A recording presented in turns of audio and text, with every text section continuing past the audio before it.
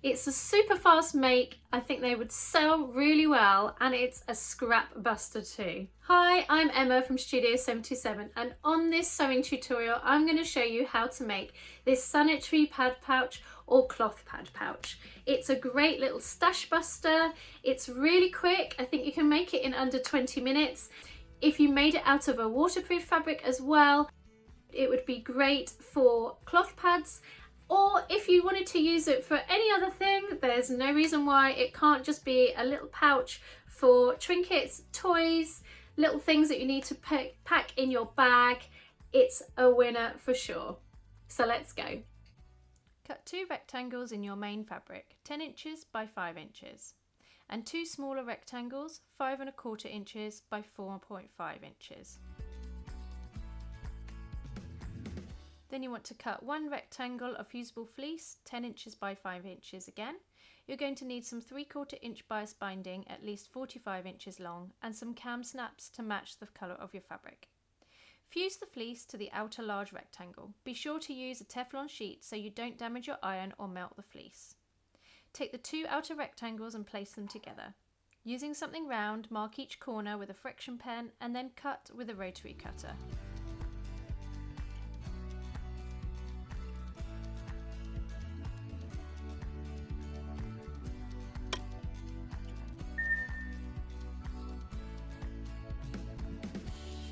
Moving on to the smaller inside sections, do the same but only on the 4 top and bottom corners, so you are cutting 2 rounded rectangles on each rectangle.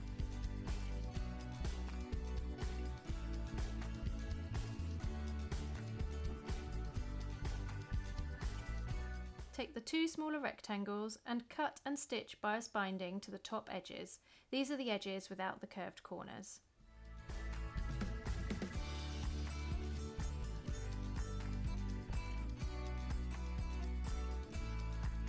Once you've done that, place the 2 large rectangles wrong sides together.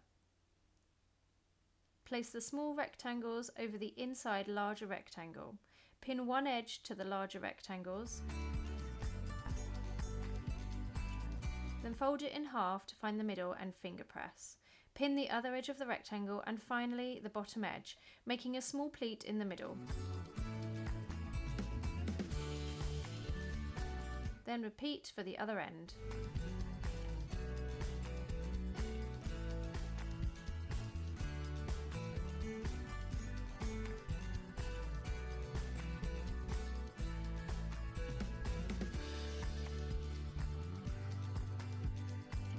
Baste all around the edge using a long stitch, 1/8 inch from the edge.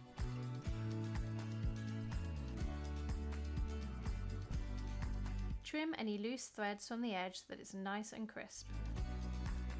Then stitch the binding all the way around. Start at the bottom of the pouch and leave a long tail of around 4 inches from the beginning and at the end too.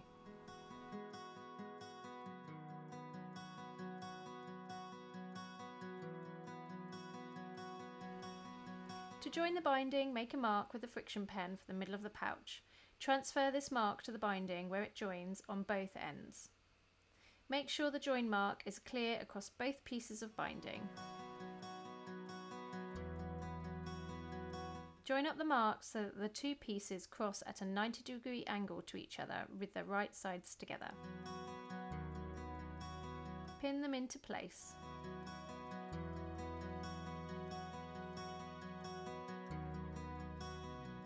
And then mark a diagonal line across for your stitch line.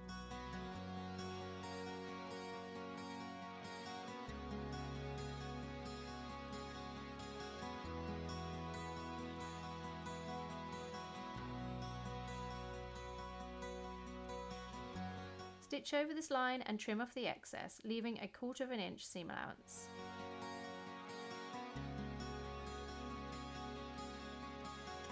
Fold the bias binding in place and stitch to finish the binding.